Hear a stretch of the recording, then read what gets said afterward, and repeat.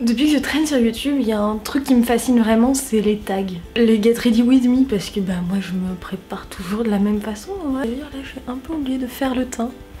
Hein, bon, écoutez, ça m'arrive, hein. Nous ne sommes qu'humains, après tout.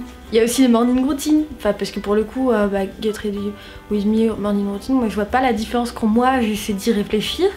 Mais quand je regarde sur les chaînes des autres, bah ouais, de ouf, ça marche. Puis un autre truc qui me fascine, c'est les night routines, parce que je regarde les youtubeuses, elles ont plein de trucs. Et je suis genre, bah moi j'ai toujours un produit pour me laver le visage, c'est toujours le même. Parce que ça marche, alors du coup comme ça marche, bah je continue. J'ai aussi une crème, mais toujours la même pareil. Alors bon, non, parce que j'ai changé récemment, parce que maintenant je commence à avoir des rides, et puis alors du coup bah...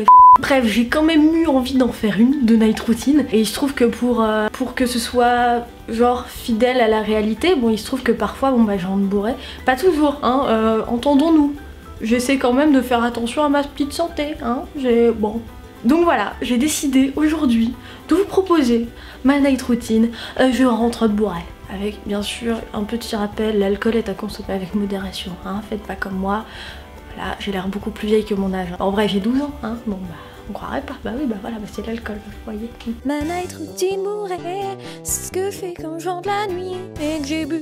La plupart du temps, je suis super motivée à l'idée de ne pas boire trop et de rentrer donc à peine pompette, voire sobre. Quand je m'y tiens, je me marre en voyant toutes les précautions inutiles que j'ai prises, mais on sait jamais de quoi la soirée sera faite et vaut mieux prendre trop de précautions que pas assez.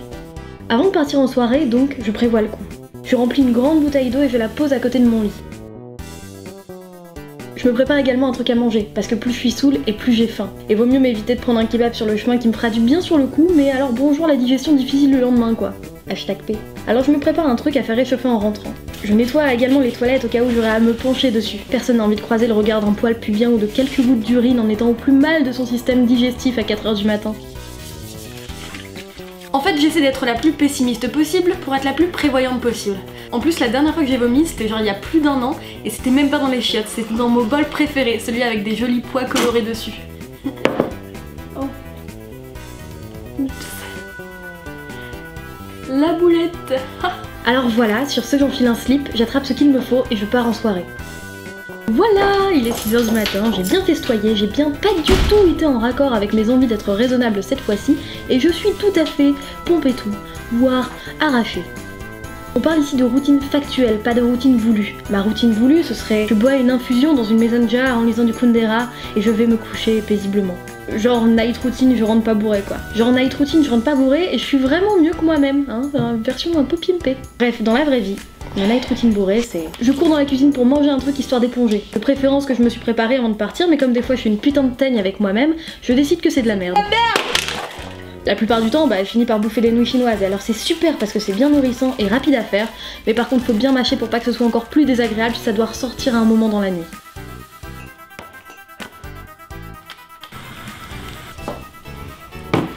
J'allume la télé pour me tenir compagnie si je suis seule. Si je ne suis pas seule, je peux potentiellement, pas toujours, mais des fois, faire une scène à mon mec pour une raison débile, une crise de jalousie, un truc du style. Où c'est que t'étais?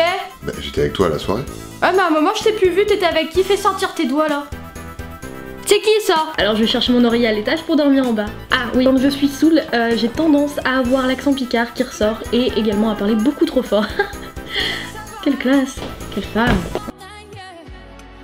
J'écoute Pour que tu m'aimes encore de Céline Dion en me sentant vraiment touchée en plein cœur par les paroles.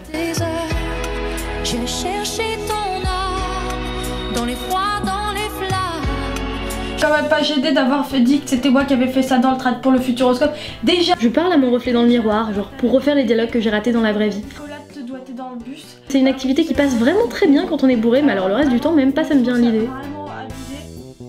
Je note des idées de courts-métrages et de séries que je trouve vraiment super et que je supprimerai le lendemain, honteuse et presque paniquée par ce que mon esprit est capable de créer comme merde.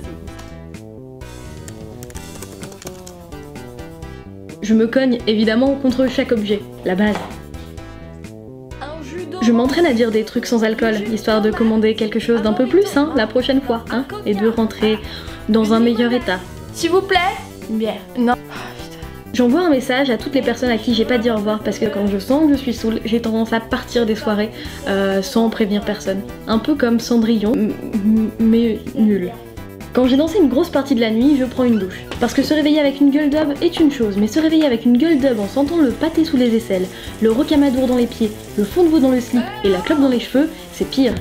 Après, généralement, je suis calmée parce que ça m'a fait un peu décuver et je peux tranquillement aller me coucher pour récupérer un peu de sommeil, indispensable pour affronter la gueule de bois vénère qui m'attend demain. Voilà, j'espère que cette vidéo vous inspirera. Bah pas en fait, parce que du coup ça parle d'alcool, alors non. Bon, j'espère en tout cas que ça vous a plu. Je suis relou, mais oui, pensez à consommer tout ça avec modération, voire pas du tout, hein, selon votre âge. Moi je veux pas de problème avec vos parents. Parce qu'après on me gronde et après je suis triste.